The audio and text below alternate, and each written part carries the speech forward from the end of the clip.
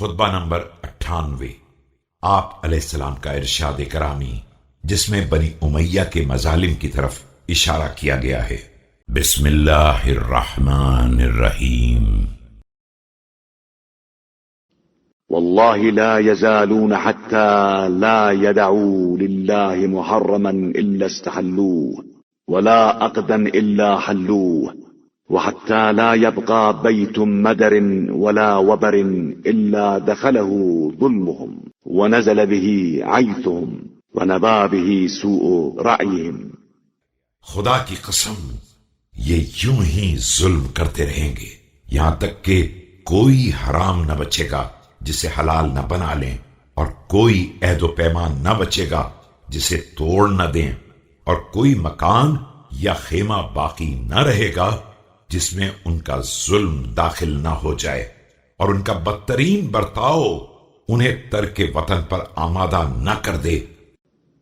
وحتى يقوم الباكيان يبكيان، باك يبكي لدينه وباك يبكي لدنياه، وحتى تكون نصرة أحدكم من أحدهم كنصرة العبد من سيده إذا شهد أطاعه وإذا غاب اغتابه۔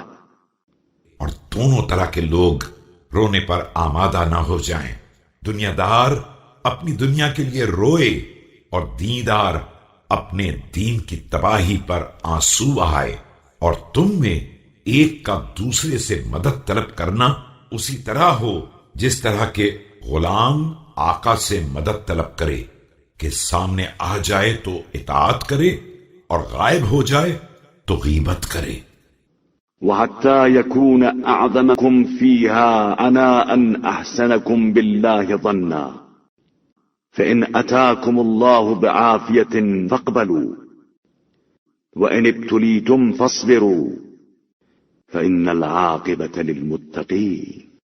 اور تم میں سب سے زیادہ مصیبت زدہ وہ ہو جو خدا پر سب سے زیادہ اعتماد رکھنے والا ہو، لہذا اگر خدا تمہیں عافیت دے تو اسے قبول کر لو، اور اگر تمہارا امتحان لیا جائے تو صبر کرو کہ انجام کار بہرحال صاحبان تقوی کے لیے ہے۔